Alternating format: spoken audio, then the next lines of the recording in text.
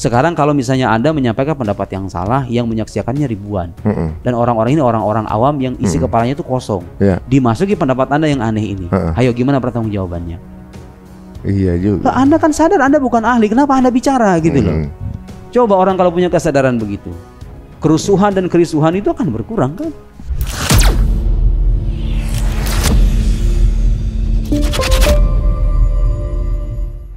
Kalau dari sudut pandang itu gimana mengenai nasab ini? Kan gini, kemarin ada ya sepertinya memang rame juga gitu ya pernasapan ini ya. Jujur ya, karena kita sebagai orang awam juga kita melihat bahwa ini udah sebenarnya kan udah bertahun-tahun udah kita paham mengenai nasab ini, udah paham segala macam dan juga udah disepakati banyak, bahkan seluruh dunia kan seperti itu ya. Gitu. Terlepas dari tentunya banyak beberapa oknum yang keliru gitu. Saya juga paham, nggak cuma itu aja. Setiap orang dari mana aja, kelompok manapun pasti akan ada oknum yang keliru, itu udah hal yang biasa kan, hal yang biasa. Ketika kemudian fenomena ini viral gitu dan kemudian menjadi perbincangan, kemudian menjadi topik-topik yang kemudian meningkatkan AdSense lah ibaratnya gitu ya. Banyak yang udah mulai bicara tapi bukan porsinya menurut saya gitu ya. Kita nggak tertarik untuk mengangkat itu karena kita bukan di situ kapasitasnya. Dan ini berkaitan dengan Rasulullah juga jatuhnya. Takutnya kita di pihak yang keliru gitu. Gimana kalau beneran itu keturunan Nabi? Mau ngomong apa kita? Nanti ketemu Nabi mau apa kita gitu. Terus ulama-ulama yang sepanjang berabad-abad sudah mengakui keabsahannya ini, kita mau kemanain? Ya kan? Ya ini sih sebetulnya gini. Kalau ini sikap saya secara pribadi dan saya juga ya ini nasihat dari guru saya. Jadi begini, beragama yang baik itu kita kan namanya, kita aliran ini Ahlus Sunnah wal Jamaah kan. Jamaah itu kan artinya jamaah bersama-sama. Iya, cari mayoritas dong, ya kan? Kalau mayoritas ulama mengatakan begini, ikut aja lah. Kita sebagai orang awam nih, gak usah pusing-pusing gitu loh. Kalau banyak ulama berpendapat begitu. Kenapa? Karena ada hadis mas, jaminan dari Nabi. La tajtami ummati alal khata alad dolalah. Jadi umat Nabi Muhammad itu gak akan bersepakat tentang kesesatan, tentang sebuah kesesatan. Jadi kalau mayoritas ulama mengatakan A, ijma namanya ya, dalam ilmu Islam itu namanya ijma, kesepakatan ulama. Itu tidak ada garansi dari Nabi. Mereka itu nggak akan bersepakat tentang kesesatan gitu loh. Kalau sudah ijma itu, ya udah kita percaya aja gitu loh. Dan sekali lagi, kepercayaan ini bukan landasannya bukan kepercayaan buta, tapi karena kita yakin bahwa kalau ulama menyepakati, landasannya pasti ilmu. Gitu loh, ini kearifan ini yang kita perlukan. Tanpa harus berkomentar, ya silakan kalau yang punya keahlian gitu ya. Tapi saya secara pribadi dinasihati sama guru saya, iyyak min mukhalafatil ijma. Jangan sekali-kali kamu melanggar ijma ulama. Ulama itu pewaris para nabi loh, warasatul anbiya. Kita ini kalau pengen beragama seperti yang diinginkan sama Nabi, ya ikuti ulama aja. Ulama-ulama beneran ahli loh ya, bukan ulama istilahnya yang diulamakan, ulama yang keilmuannya sudah teruji. Ulama-ulama kita itu yang ulama besar, orang kita ribuan jilid itu. Ya kita percaya sama mereka. Dan kepercayaan kita itu gini, kalau sekarang saya percaya Mas Hari andai kan dokter, saya percaya dengan penjelasan Mas Hari karena Mas Hari punya kepakaran dalam kedokteran. Salah nggak? Ya enggak. Ya enggak, itu justru itu tuntunannya begitu kan. Masa setiap kali kita pergi ke rumah sakit kita kritik dokter ini, ya Anda nggak bakal sembuh-sembuh dong kalau gitu. Karena rasa ya ada sisi ngerasa lebih pinter gitu. Karena ada yang saya tahu kamu nafsu, enggak gitu ya. Kadang ada hawa nafsu itu di situ tuh. Kadang nafsu manusia itu kadang-kadang kan suka ada dorongan-dorongan untuk mencari hal-hal yang aneh gitu kan, memunculkan pendapat-pendapat baru. Tapi kemarin ketika polemik itu muncul, saya juga memang ya dalam satu keputusan misalnya, contoh misalnya di politik ya, untuk saya mana yang saya memilih di mana ulama berada kan gitu. Lebih mudahnya itu. Jadi kan. Bagi orang awam sebetulnya itu cocok. Itu udah paling mudah menurut saya. Dia dimudahkan. Nah, ketika ada hal ini, saya juga mengambil keputusan itu. Gitu. Nah, tapi ada satu hal di mana kebijakan yang kemudian membuka komunikasi waktu itu kan dari Robitoh yang kemudian membuka live diskusi debatnya dibuka secara live. Ini menarik untuk anak sekarang karena walaupun kita kayaknya ya tadi keberpihakan itu ada keberpihakan ke satu sisi, tapi juga emang pengen denger sih apa sih landasan ilmiahnya. Seharusnya sih itu debat itu harusnya berlangsung antara yang betul-betul mempromosikan penolakan dengan yang mempertahankan. Bener. Itu seru itu kalau terjadi. Makanya kemudian ketika live itu ada, jujur saya juga termasuk yang nunggu pengen tahu dasarnya apa. Termasuk saya. Antum juga gitu ya. Pengen tahu. Kemudian katanya ini sudah kedua kalinya kalau nggak salah nggak hadir. Nah makin yakin kalau orang memiliki satu pandangan argumentasi yang berdasarkan keilmuan, tinggal di challenge aja kan gitu. Jatuhnya ya setiap teori kan bisa aja sepakat atau nggak sepakat. Tapi mau gue silakan di challenge. Kayak guru gembul itu kan, dia berani datang kan. Nah itu saya respect. Karena beliau datang kan gitu kan. Nah. Jadi gini Mas, gunanya debat terbuka itu gunanya saya ngerasakan impact itu luar biasa. Menyadarkan orang itu luar biasa. Apalagi kita hidup di zaman internet kayak gini nih. Dengan adanya debat terbuka itu orang jadi tahu gitu loh. Ini mana yang benar, mana yang enggak, mana yang rasional, mana yang enggak, mana yang berbasis data, mana yang asal ngomong doang. Itu kan penting. Jadi kita tanpa mengajak, ayo jangan gini-gini, enggak, cukup kita perlihatkan aja. Ini orang ini pandangannya begini, saya bantahan nih. Kalau terlihat bantahan kita kuat, ya orang juga akan menilai sendiri kok. Sadar dengan dirinya. Terutama yang nggak fanatik loh ya. Kalau yang fanatik udah nggak ada cerita itu. Mereka mau kita ngomong 1000 dalil sekalipun. Enggak, bagi anda salah, ya sudah selesai, terserah kamu gitu. Tapi itu tradisi intelektual yang sudah diperkenalkan oleh para ulama dulu. Saya pernah bercerita tentang mazhab Mu'tazilah. Mazhab Mu'tazilah ini satu sekte dalam Islam yang punya pikiran-pikiran menyimpang. Mazhab resmi negara di era Abbasiyah. Mazhab resmi negara itu punya kekuatan politik kan. Tapi itu sampai sekarang nggak ada sisanya loh. Sebagai sebuah mazhab udah nggak ada, udah hilang. Kenapa? Karena para ulama Sunni, ulama Ahlus Sunnah itu tampil munadharah. Munadharah itu artinya debat terbuka. Itu udah biasa ulama dulu kayak gitu. Sehingga kecacatan mazhab ini tersingkap. Tersingkap sedemikian intens gitu kan. Akhirnya apa? Orang sadar, wah ini mazhab udah nggak bener ini. Ya kan? Jadi itu salah satu medium untuk menyadarkan dan mencerahkan publik. Debat-debat ilmiah terbuka itu saya kira itu sangat penting untuk zaman sekarang ya konteksnya. Apalagi orang lebih suka mengakses YouTube ketimbang baca buku ya kan. Zaman sekarang. Sekarang kan lebih visual gitu ya, auditori juga. Nah, tapi apapun hasilnya debat kemarin, saya juga respect juga sama Guru Gembul ya karena hadir. Ya menurut saya nggak akan terjadi debat itu kalau nggak hadir gitu kan. Saya juga nggak bakal hadir di sini. Iya benar. Ibaratnya, tapi jadi antum jadi ditemukan gitu loh. Masalahnya gini kan, ibaratnya ini katakanlah ya mungkin hal ini terjadi karena emang udah waktunya gitu antum menjadi bagian dari yang tampil di permukaan. Tapi walaupun begitu mudah-mudahan ya. Misal Guru Gembul juga menyaksikan ini, kemudian beliau juga melakukan riset lagi, yang kemudian kita bisa menjadi semeja di pihak yang sama kan gitu. Insya Allah mudah-mudahan jadi yang ya kita sama-sama mencerdaskan bangsa ini. Jadi kita tidak ada persoalan dengan pribadi orangnya ya. Jadi yang kita persoalan itu adalah pandangan-pandangannya yang memang terbukti bermasalah dari sudut argumentasi keilmuan gitu loh. Jadi ini fokus perdebatan kita pada soal itu. Saya tidak bicara soal kepribadian beliau. Bahkan setelah itu pun kita bersalaman ya sudah selesai gitu loh. Cuman selama pemikiran itu ada, ya bantahan itu harus ada gitu loh. Benar-benar. Dan beliau kan setahu saya belum sampai pada tahap meralat secara terang-terangan pandangannya kan. Beliau hanya mengatakan mengaku kalah dan lain. Tapi kan bagi saya tuh inti perdebatan itu bukan mengaku kalah, tapi menentukan mana yang benar dan mana yang salah. Yang benar harus diakui benar, yang salah harus diakui salah gitu loh. Soal siapa yang kalah dan menang ini bukan pertandingan sepak bola. Ini debat keilmuan itu tujuannya itu. Tapi saya cukup merasa itu juga bukan perkara yang mudah untuk mengatakan dia bahwa oke, di debat ini dia kalah gitu ya. Tapi itu juga ya siapa tahu kan setiap orang ada juga ketika bertahap melakukan debat itu ada yang mencari kebenaran atau mencari pembenaran kan gitu ya. Betul. Ya mudah-mudahan beliau termasuk yang mencari kebenaran. Saya mengharapkan kebaikan untuk beliau dan para pengikutnya. Tugas saya hanya menyampaikan. Anda mau terima apa enggak bukan urusan saya. Urusan Anda sama Tuhan Anda. Saya alhamdulillah diberikan kemampuan untuk menyampaikan. Ya sudah selesai gitu. Nabi aja disuruhnya menyampaikan kok. Masa saya maksa-maksa Anda? Ya saya siapa gitu loh kan. Ya saya hanya menyampaikan ini loh yang benar begini, argumentasinya begini, landasannya ini, referensinya ini. Mau percaya? Ahlan wa sahlan. Gak mau? Selesai. Terserah Anda. Ya, tapi memang di debat kemarin memang mengasihkan sih dilihat.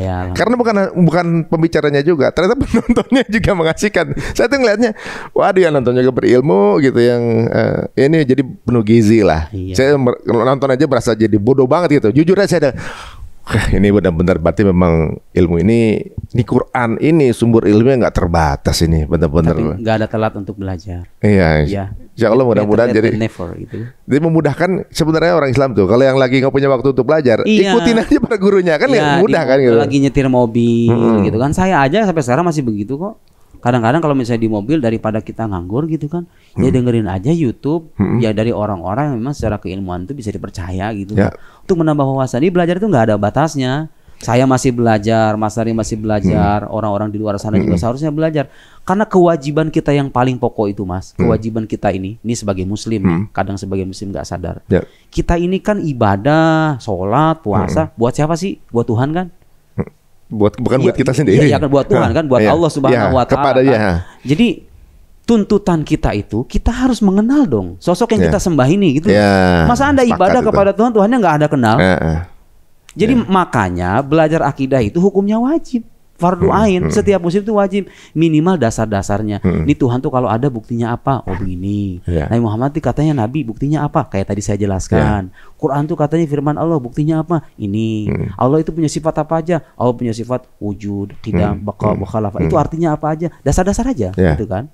Supaya Anda ketika beribadah itu tahu, oh saya menyembah Tuhan yang memang benar-benar ada, bukti keberadaannya jelas, punya sifat-sifat, landasannya juga jelas, gitu kan? Saya mengakui Nabi Muhammad sebagai nabi, sejarah hidupnya jelas, kemudian kenabiannya juga jelas, gitu kan? Jadi kita beragama dengan kompas yang jelas, gitu loh. Jadi kalau udah mati itu nanti ditanya sama Allah, man rabbuk? Allah. Siapa Tuhan kamu? Allah. Man nabiyuk? Siapa nabi kamu? Nabi Muhammad, itu kan? Anda nggak bisa bahasa Arab, kalau iman tertanam secara mantap dalam hati, Anda bisa menjawab itu. Dengan seluruh kekayaan dan pencapaian duniawi kita yang kita miliki sekarang, kalau iman itu nggak ada, lenyap dong semuanya. Apa? Emang kita mau bawa apaan gitu? Iya, nggak kebawa juga tuh. Kita cuma mampir berapa tahun? Saya sekarang 30 tahun, mungkin secara statistik manusia normal mungkin 30 tahun lagi, 60 tahun atau mungkin lebih dari itu 40 tahun, kan paling panjang begitu. Udah bawa apa gitu ya? Kita mau ngapain sih abis itu? Kan kita udah selesai mati nih. Nah orang-orang ateis itu kadang-kadang mereka akan kebingungan loh. Bagi mereka mati itu sudah selesai, akhir dari segalanya. Orang beragama punya optimisme lebih. Bagi saya, bagi kita semua, kematian bukan segala-galanya, bukan akhir dari segala-galanya. Itu kita hanya mampir di sini. Justru kehidupan yang sesungguhnya itu ada di sono. Justru sebentar lagi kita orang beragama seharusnya hidup dengan optimisme yang lebih tinggi ketimbang orang yang tidak beragama. Gak usah cemas dengan penderitaan yang Anda terima, gak usah khawatir dengan derita hidup, air mata yang tercucur di balik pipi Anda itu. Karena pada akhirnya semuanya akan selesai dan kita akan kembali kepada Tuhan. Makanya harus Anda kenal dari sekarang Tuhannya itu bagaimana. Tak kenal maka tak sayang. Ya, kita harus belajar dan tidak ada kata terlambat. Bagi orang-orang yang mungkin selama ini belum tahu bahwa kita punya kewajiban itu, ayo dari sekarang kita belajar. Wah, berarti benar juga ya tingkat stres para ateis ya. Ketika di usia 50 itu meningkat, itu mungkin karena ini kali ya. Ending nih, benar juga ya. Iya, pada akhirnya kan ketika sekarang gini nih, kalau bagi orang-orang yang tidak percaya alam akhirat, nggak percaya Tuhan, sekarang kan banyak Mas orang-orang zolim dan dia belum mendapatkan balasannya kan. Ayo orang-orang Zionis itu kurang kejam apa itu? Kalau alam akhirat nggak ada, gimana itu pembalasan bagi mereka? Kalau sekarang kita bisa sabar ya. Koruptor yang ngambil duit rakyat nggak pernah ketahuan, misalnya kan nggak semua koruptor ketahuan. Ayo balasannya gimana kalau nggak ada alam akhirat? Adil nggak itu? Benar. Pembunuhan yang nggak ketahuan. Justru logika keadilan itu hanya akan mungkin kita kukuhkan kalau kita percaya ada hari pembalasan dan Tuhan yang mengadili itu, bukan kita. Karena Dia yang maha tahu. Dia yang maha tahu. Coba orang kalau punya keyakinan secara komplit begitu, percaya Tuhan, percaya Nabi, percaya tuntunan agama, percaya hidup setelah kematian, kita hidup tuh enak, tenang. Kau punya masalah sedikit, ya sudah, masalah dijalani aja. Nanti kan semuanya akan ada balasannya dari Allah. Bukankah itu bisa menenangkan hidup kita? Happy gitu dengan segala ketentuan gitu. Iya. Semuanya dapat ujian kok. Yang nggak dapat ujian di satu pintu, dapat ujian di pintu yang lain. Ada orang ujiannya begini, orang lain ujiannya begini, beda-beda, sama-sama diuji. Nanti ada guru saya itu pernah ngasih permisalan gini, Mas. Kita ini hidup seperti sekolah. Sekolah itu kan ada kalanya libur, ada kalanya ujian kan, benar nggak? Mas Ari itu ada kalanya ketawa, ada kalanya sedih ya kan? Saya juga begitu. Kayak sekolah tuh, ada kalanya kita seneng kalau liburan nih, tapi ada kalanya aduh pusing kalau lagi ujian, ya kan? Sekarang kita itu lagi ujian, kemudian kita mengisi lembar jawaban. Kapan lembar jawaban itu dikasih? Kalau kita udah mati. Lembar jawaban itu dikasih, nanti dikasih, nih Yang dapat reward adalah fulan. Dapat ranking satu gitu kira-kira. Pembagian hadiah dua tanda petik, pembagian ganjaran itu nanti. Jadi kita ini sekarang masih sekolah. Anda jangan membayangkan dunia ini hanya tempat bermain-main saja, tempat bersenang-senang. Kalau nyari kesenangan sebenarnya bukan di sini. Kenapa? Nabi nih yang kekasih Allah itu diuji. Bahkan ujian lebih berat. Asyadun nasi balan alam biya. Jadi manusia, kata Nabi itu manusia yang paling banyak, yang paling dahsyat ujian itu para nabi loh. Kebayangkan Nabi Muhammad punya anak berapa coba? Berapa ada kayaknya? Nabi Muhammad itu punya anak, semuanya dikuburkan dengan tangan beliau kecuali satu orang. Jadi wafat dalam keadaan beliau masih hidup. Orang kehilangan satu anak itu sedih banget loh, ya kan? Ya. Ini beliau kehilangan semua anaknya kecuali satu namanya Sayyidah Fatimah. Yang hidup cuma yang masih hidup itu pun nyusul beliau setelah 6 bulan kemudian. Iya. Jadi orang-orang terkasih Nabi wafat ketika beliau hidup dikuburkan dengan tangan beliau. Itu ujian kurang berat apa? Dihina, dicaci maki, pengen dibunuh selama 23 tahun. Gak ada yang berhasil sama karena Allah dijaga ya kan. Tapi kan ujian berat gitu loh. Kadang-kadang beliau ketika dalam keadaan lapar itu menahan perutnya dengan bebatuan, ya kan? Itu menjadi contoh bagi kita bahwa inilah kehidupan dunia sesungguhnya. Allah la aish illa aishal akhirah, kata Nabi. Kalau melihat kenikmatan Allah tidak ada kehidupan kecuali kehidupan yang sesungguhnya itu kehidupan akhirat. Bukan kehidupan yang sekarang. Sekarang kita cuma mampir seperti orang pengen safar ke satu tujuan, lagi berteduh di bawah pohon. Ya kita lagi mampir. Kita harus punya filosofi begitu tuh sebagai orang beragama. Supaya apa? Supaya kita bisa menjadi sisa kehidupan ini dengan baik. Dan berakhir dengan akhir yang baik, membawa amal baik, dan kita berjumpa dengan Tuhan yang maha baik. Masya Allah. Nah, itu. Ya kalau hidup ini ujian, bagaimana bisa lulus kalau kita nggak belajar ya? Iya, mau nggak mau kan, semuanya harus belajar. Waduh, jadi kepikiran juga tadi ya, kenapa? Kalau Allah mau, bisa aja Nabi itu punya anak laki yang masih hidup ya. Bisa. Pasti akan jadi. Enggak, pasti dia akan merasa gimana kan bisa aja gitu kan. Sudah ditakdirkan. Ditakdirnya malah nggak punya anak laki ya. Ini menarik juga ya. Banyak angle-angle yang bisa dikupas-kupas lagi ternyata. Ini menarik banget. Nah, sekarang kalau di zaman sekarang nih, Ustaz, yang unik adalah dengan mudahnya akses media nih. Bahkan sekarang ini kan algoritmanya 3 detik ya. Anak-anak zaman sekarang tuh swipe generation gitu. Yang tingkat bertahannya di satu konten itu nggak lama. Mereka mau langsung to the point. Mereka mau langsung konklusinya apa, gitu. Jadi kadang-kadang mereka kalau lihat konten, Assalamualaikum warahmatullahi wabarakatuh, langsung swipe. Karena apa? Dia yakin ada jutaan konten akan menghibur dia di bawah. Maka kadang-kadang para content creator membuka merubah attention grab dengan langsung di depan. Inilah biang kerok penjajahan Palestina misalnya gitu. Pengen tahu baru kan gitu. Hal seperti ini sepertinya merubah budaya zaman sekarang. Budaya zaman sekarang itu kepengen sesuatu serba instan. Dan tipe-tipenya yang langsung sekarang ini apa, gitu. Jadi tipe-tipe rekam jejak apa segala macam itu gak pakai secara campaign zaman sekarang seperti itu.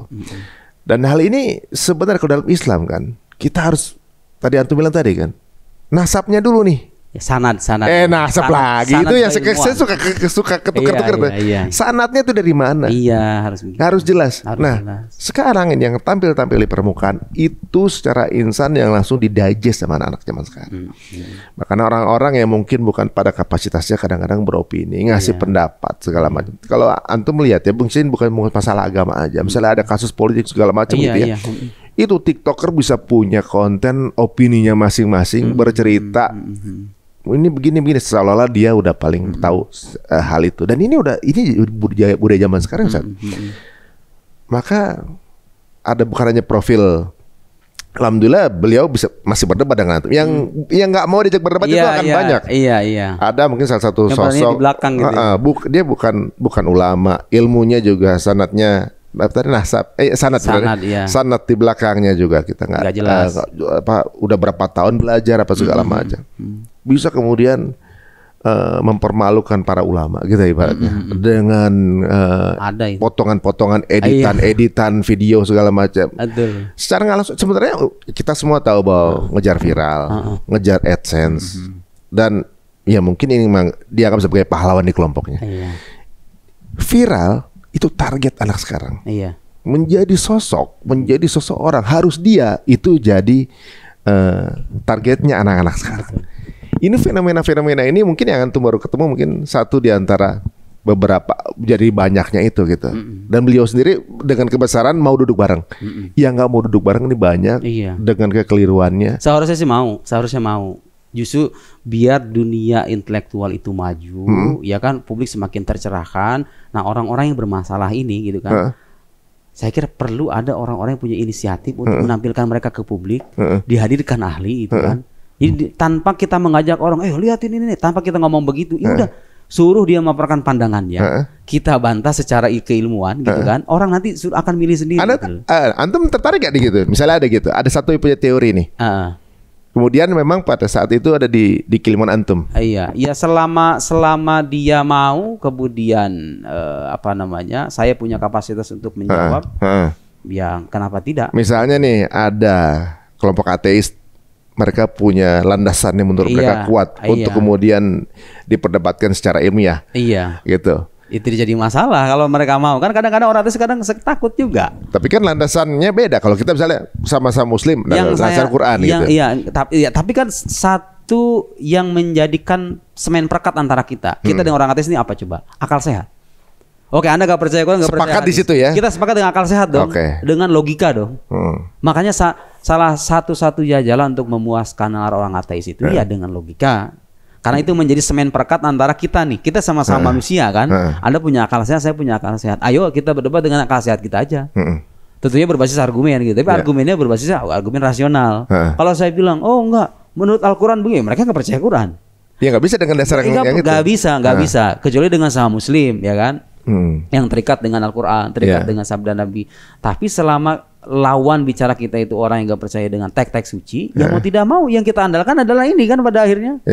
Nah, itulah gunanya kita mempelajari ilmu akidah, ilmu filsafat. Itu toolsnya itu yaitu supaya kita punya alat untuk memuaskan alam mereka dengan argumentasi rasional.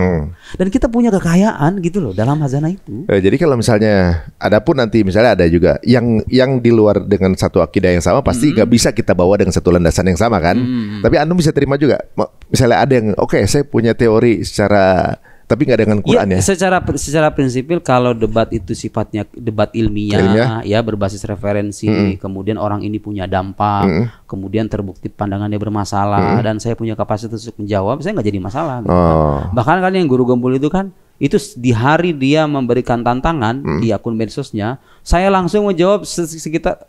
Saya waktu itu posisi lagi olahraga, saya pulang ke rumah langsung saya balas, oke Pak Gembul, tantangan saya terima, nanti saya gini-gini langsung gitu loh. Karena saya tahu ini followersnya banyak nih, terus pandangannya bermasalah nih, kesempatan menyadarkan orang gitu kan istilahnya, tinggi oke gitu gak jadi masalah. Dan sekarang kan saya merasa, impactnya ternyata luar biasa ya. Maksudnya debat-debat memang saya kan juga termasuk yang mengamati beberapa teori, beberapa orang beranggapan gimana apa. Saya juga termasuk yang mengamati juga. Kalau menurut pendapat Antum gimana dengan fenomena kayak gitu? Sebenarnya gini, Mas. Jadi yang kita butuhkan itu adalah kesadaran ke dalam aja sih. Maksudnya kita nih sebagai orang-orang yang waras lah. Anda jangan dengan akal sehat yang Anda miliki, Anda akan bisa menyaring. Jadi Tuhan itu sudah memberikan satu alat yang sangat berharga untuk Anda. Yang itu membedakan Anda dari binatang-binatang yang lain. Itu akal sehat itu. Coba dong kalau misalnya nyari informasi. Saya termasuk nih orang yang karena punya kesadaran itu. Kalau nerima informasi, kabar, mau itu gosip mau itu berita politik mau ini, mau itu, saya memposisikannya dengan keraguan terlebih dulu. Gak langsung percaya gitu. Apalagi kalau sumbernya nggak jelas. Apalagi kalau ada syarat kepentingan di sana. Jadi kita jadi orang cerdas dong. Maksudnya lebih aman ya. Iya. Buat apa sih? Kita nggak bakal ditanya tentang sesuatu yang bukan bagian dari kita kok di akhirat, ya kan? Emang Anda akan ditanya, kenapa kamu tidak ikut andil dalam perbaikan Indonesia ketika Indonesia dilanda begini? Saya siapa ya Allah? Saya hanya seorang guru gitu kan. Jadi kalau Anda pejabat publik dan Anda membidangi bagian itu, Anda menjadi seorang menteri dalam bagian tertentu, bagian ini rusak, Anda akan ditanya. Saya yang bukan menteri, bukan pejabat, ngapain gitu kan begitu. Cobalah itu terima berita-berita itu dengan sikap keraguan, ya, benar-benar selektif gitu. Ini kesadaran kita aja gitu kan. Nah, termasuk pengetahuan yang berkaitan dengan ilmu agama. Dilihat nih orang ini belajar agamanya di mana sih? Gak jelas nih, belajarnya gak jelas. Dulunya kayak gimana? Dulunya begini. Ya gak usah diambil dong ilmunya.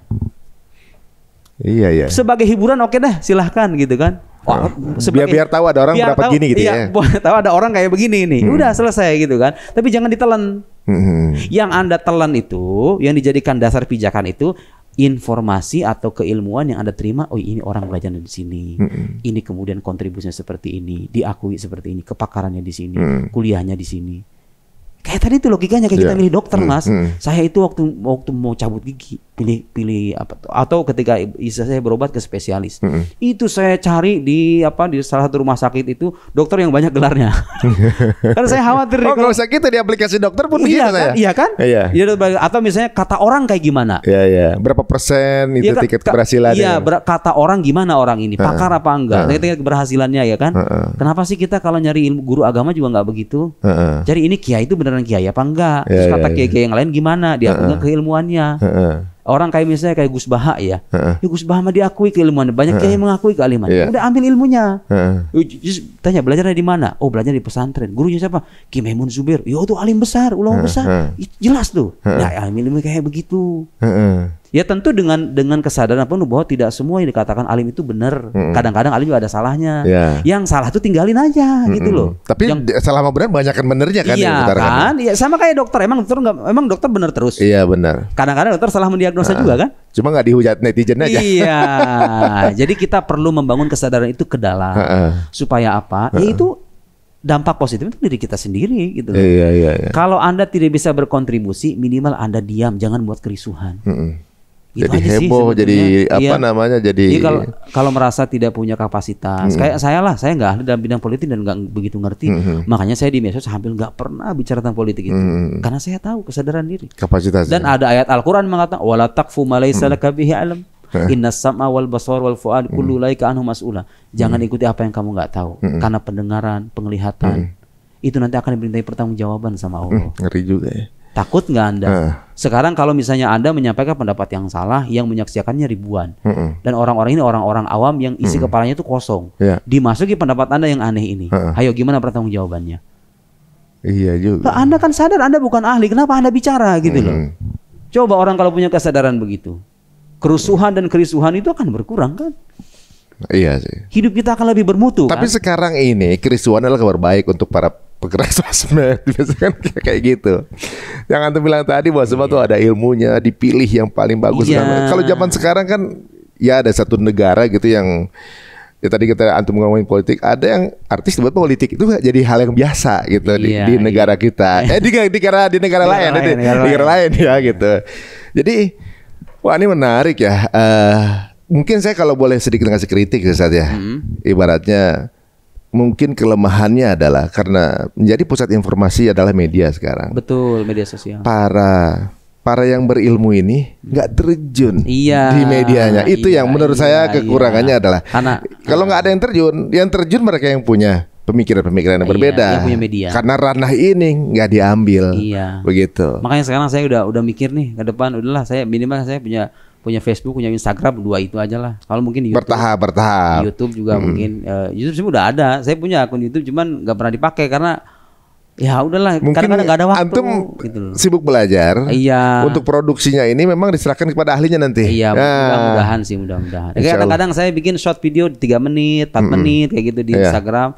Tujuannya itu sebetulnya. Ya udahlah saya minimal tuh sudah berkontribusi walau sekecil mungkin gitu ya. Yang penting saya sudah masuk ke sana. Makin kesini saya merasa, dampaknya luar biasa ya. Saya bikin buku beginian nih, ya dibaca alhamdulillah gitu kan. Tapi kalau ketika divideokan itu semakin banyak yang menyimak gitu kan. Karena kita sekarang hidup di zaman dia itu gitu kan. Orang lebih suka menonton ketimbang membaca. Ya itu dia. Ya tapi saya sebisa mungkin menyeimbangkan keduanya. Saya emang basicnya emang lebih suka menulis ya karena hobi gitu kan, menulis tetap jalan. Ya ada waktu senggang sedikit ya kadang-kadang bikin konten 3 menit 4 menit kayak gitu ya udah. Berarti ini antum baru tersadar bahwa ada satu pintu lain di dunia dakwah yang belum antum penetrasi gitu kan. belum seserius mungkin saya. Iya, dia enggak serius-serius banget. Oke, sekarang sebelum tutup nih ngomongin mengenai karya antum nih. Iya. Masing-masing bercerita tentang apa nih? Secara singkat. Iya, kalau yang ini seputar ketuhanan, ini membahas tentang akidah juga. Jadi saya secara spesifik menjawab pertanyaan-pertanyaan aneh, pertanyaan-pertanyaan nyeleneh yang suka diajukan tentang Tuhan.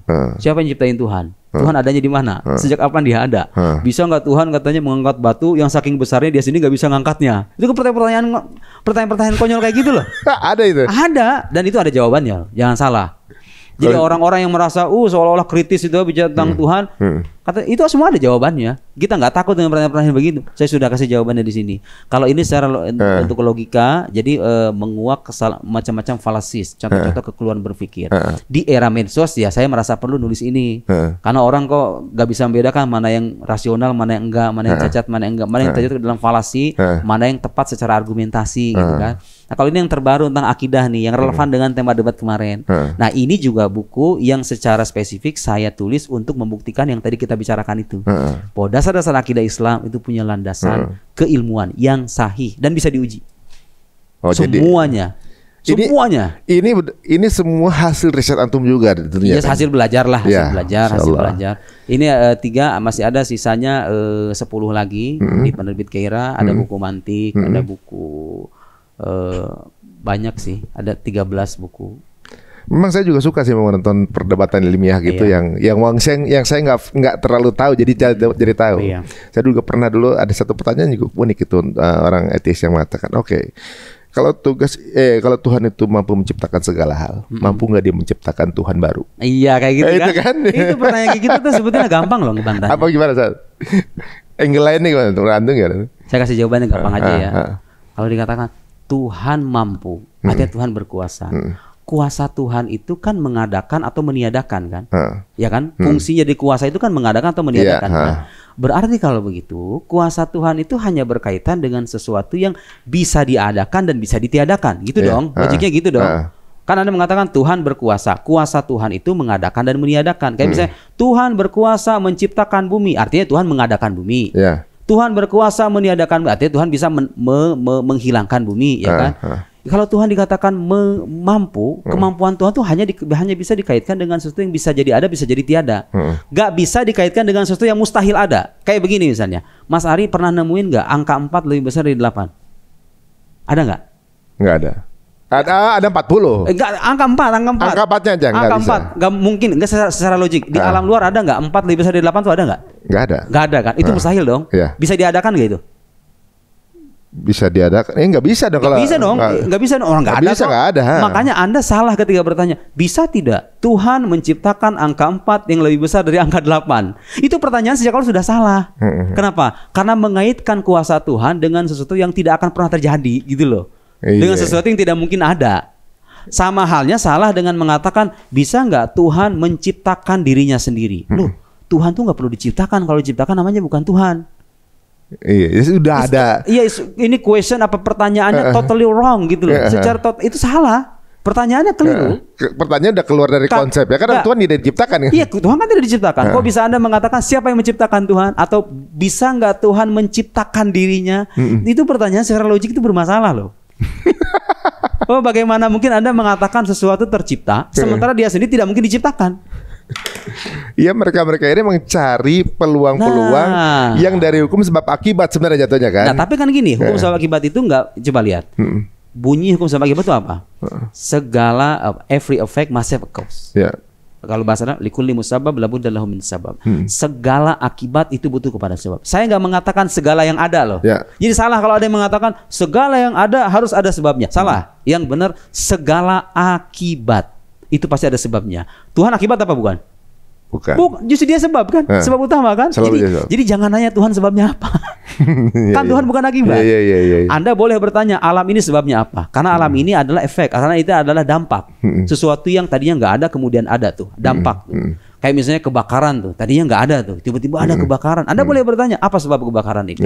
Orang sakit, apa sebab penyakit ini? Itu pertanyaan logik. Kenapa? Karena itu adalah akibat semuanya. Sesuatu yang tidak ada kemudian ada. Harus diberikan dampak ya kan? Ada sebabnya kan? Kalau Tuhan kan bukan akibat. Iya. Sebenarnya orang secara naluri udah tahu ya bahwa sesuatu itu pasti ada. Emang gara-gara makan apa sih? Kan sakit, kan? Makan apa sih gitu kan? Waduh. Bahkan hewan aja Mas nih. Hewan aja nih ya. Kalau misalnya anjing kita timpuk nih. Dia langsung refleks kan? Karena dia tahu itu timpukan gak mungkin ada kalau misalnya gak ada orang yang nimpuk, iya gak? Iya benar. Hewan itu loh. Hewan secara tidak sadar dia percaya dengan sebab akibat kan? Iya nggak? Ya kayak kita ketabok beromprak. Kenapa? Ya iya. Nanya kan pasien. Ya iya. Masalah apa? Jadi saya ingin mengatakan sekali lagi, orang yang percaya dengan keberadaan Tuhan sebagai pencipta alam semesta dan dia berbeda secara ontologis, secara wujud dengan alam, dia tidak bersifat materi, alam bersifat materi, itu sangat logik dan didukung oleh argumentasi rasional yang sangat berlimpah. Buku-buku yang bahas tentang keberadaan Tuhan itu banyak sekali, Mas. Itu jumlahnya itu ribuan halaman. Anda coba cari buku orang ateis yang buktikan bahwa there is no God, tidak ada Tuhan. Bukti rasionalnya apa? Nggak ada. Yang ada itu ngaco semua. Saya udah baca kok bukunya. Ada yang menulis juga? Nggak, ya Richard Dawkins punya buku The God Delusion. Dia membantah keberadaan Tuhan, tapi semuanya sih ngawur semua itu. Ya. Paling mereka mencoba dan memang susah. Orang mengingkari keberadaan itu susah. Kenapa? Karena nalar sehat kita sudah tersetting sejak awal percaya dengan hukum sebab akibat tadi itu. Gimana Anda menjelaskan alam semesta ini bisa ada, ayo? Kalau nggak ada Tuhan, mereka akan mengatakan ya alam itu ada begitu saja. Masuk akal nggak itu? Alam begitu saja gimana sih?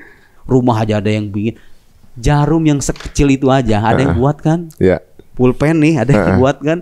Di masa alam sedemikian dasar ini kagak ada yang buat sih? Iya benar. Itu loh. Ya, sampai kalau kita mikroskop pasti ada makhluk lagi ya kan? Iya kan? Itu ada yang buat, ada yang sebabnya. Iya kan? Itu dia. Mungkin itu kemudian larinya kepada Big Bang teori kan? Iya, paling tidak itu kan teori keilmuan yang paling. Dan ada di Quran juga kan, bingung juga makanya. Ya itu sih penafsiran ya, soal penafsiran. Tapi yang jelas kalau Anda mengimani teori yang mengatakan alam itu ada permulaannya, suka atau tidak, Anda akan dipaksa untuk percaya bahwa ada sebab di balik itu. Sebabnya ini apa? Kita berdebat di sana boleh, ayo kita sebab siapa ini jadi sebab ini. Tapi kesimpulan yang rasional akan sampai pada perkataan bahwa yang menjadi sebab ini bukan alam, tapi sesuatu yang berbeda dengan alam. Apa itu? Ya agama menyebutnya Tuhan, Allah. Apa sih masalahnya? Gitu loh. Apa sih susahnya gitu loh? Di mana hukum akal yang dilanggar kalau kita mengatakan Tuhan ada? Nggak ada. Oh, tapi kan kita sains begini. Oh, sains juga punya urusan dengan itu. Dia hanya bahas alam, sudah selesai. Kita mengatakan Tuhan ada itu dasarnya bukan penelitian saintifik, tapi adalah boleh kesimpulan saintifik jadikan premis, tapi lanjutannya harus melibatkan hukum rasional, hukum metafisika, karena Tuhan pun wujudnya metafisik. Apple to apple dong, ini sepadan dong. Tuhan bersifat metafisik, hukum yang kita jadikan landasan hukum metafisika, hukum sebab akibat itu. Sudah selesai gitu loh.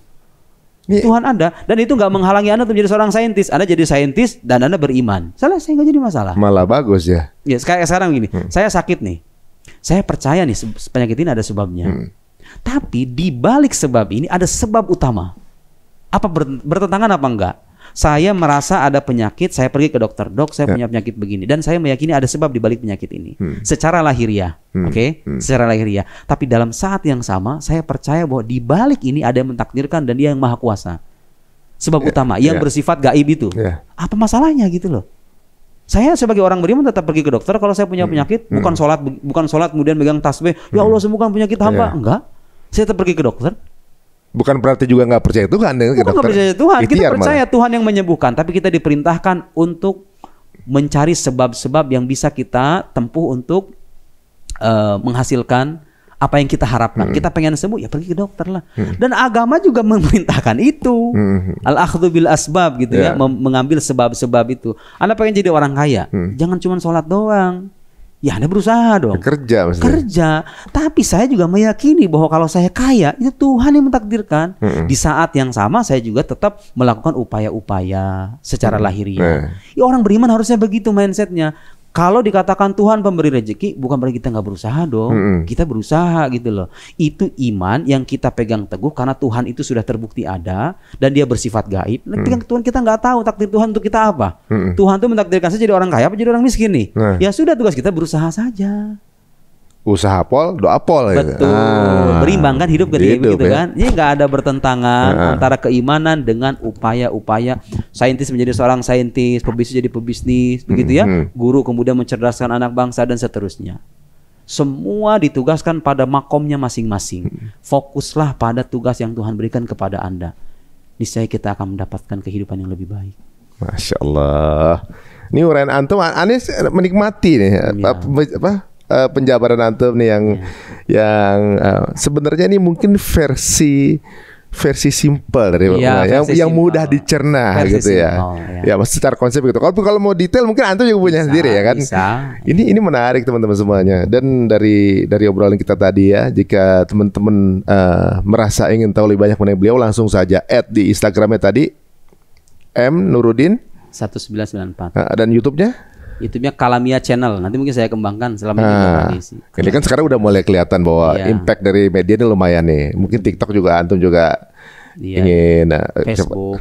Ya, sambil buku saat. Iya tetap nulis nulis buku tetap. Enggak, maksudnya bukunya biasanya kalau di TikTok tuh buku cepat lakunya saat. Jadi makin banyak yang teredukasi. Mudah-mudahan. Gitu. Lagi pengen nyetrumin Ustadz biar main sosmed.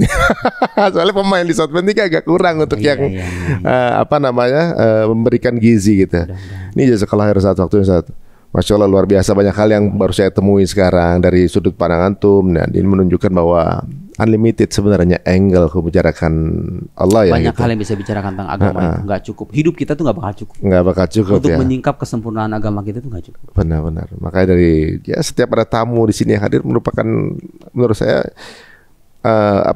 waktunya saya mungkin mendengarkan gitu ya, banyak hal baru yang mungkin saya sendiri nggak sebanyak antum referensinya. Alhamdulillah hari ini bisa diberikan rezeki untuk bisa ketemu antum. Dan teman-teman, ada satu hal yang menarik yang tadi diutarakan Ustadz tadi ya, bahwa kalau kita referensinya mungkin belum banyak atau ilmunya belum banyak, nggak usah untuk kemudian menjadi pahlawan di tempat itu. Karena pernah ada kejadian Ustadz, ada salah seorang gamer balap yang tidak terkalahkan. Gamenya udah paling jago beliau, kemudian beliau diangkat jadi pembalap formula.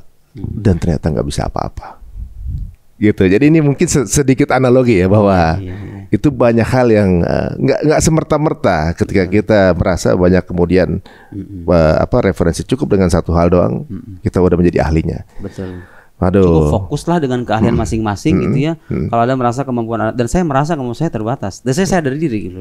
Makanya saya fokus dengan bidang saya saja dan menghasilkan, alhamdulillah kan. Jadi orang tuh kalau fokus dengan bidangnya masing-masing bisa berkontribusi besar loh bagi dunia kita ini. Ya, jadi memang perannya sudah disiapkan masing-masing. Iya. Jadi dan Allah itu menyeting kita dengan kelebihan masing-masing. Tidak ada manusia diciptakan sebagai sampah. Itu harus kita ingat. Tidak ada. Yang bedakan tuh Pak, ada orang yang mau menguak dan mengeksplor dirinya dan kemampuannya. Ada orang yang pasrah dengan kemalasan dirinya sendiri. Itu yang bedakan kita, itu saja. Kalau Anda mau mencari, Anda punya loh. Semua punya kesempatan. Semua punya kesempatan dan semua punya kemampuan. Dan Allah memberikan kelebihan itu semuanya. Wah, itu dia guys. Ya tergantung kita yang milih ya. Kalau kita mau lulus ujian, ya belajar. Iya. Jika dirasa teman-teman ini menarik, monggo silahkan share link ini sebanyak-banyaknya dan follow akun beliau. Siapa tahu ada hal-hal menarik yang lain yang bisa kita bahas. Monggo silahkan tulis di kolom caption atau juga di kolom komen teman-teman semuanya. Kira-kira ingin dibahas apa lagi dengan beliau? Mungkin salah satu di antara buku beliau ini yang mungkin bisa kita kupas, atau mungkin ada hal lain. Insya Allah mungkin kita bisa merealisasikan. Ya menarik juga ya diskusi perbedaan yang dibahas secara ilmiah. Ini kayaknya menarik juga untuk kita laksanakan. Jika setuju, monggo silakan tulis di kolom komen. Sampai ketemu lagi teman-teman semuanya. Terima kasih untuk menyaksikan cerita untung. Assalamualaikum warahmatullahi wabarakatuh.